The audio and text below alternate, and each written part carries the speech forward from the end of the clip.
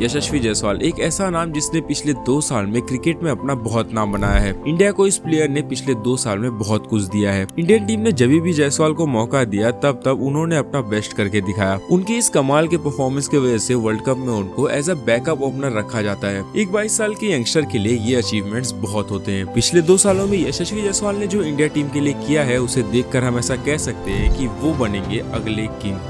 ये बातें कहने में तो बहुत आसान है, लेकिन एक रियल फैन को ये बातें पता रहना चाहिए कि इस पोजीशन पे आने के लिए यशस्वी जायसवाल ने बहुत मेहनत किया है। तो आइए आज की इस वीडियो में हम देखेंगे कि यशस्वी जायसवाल ने अपनी लाइफ में कैसे स्ट्रगल किया है।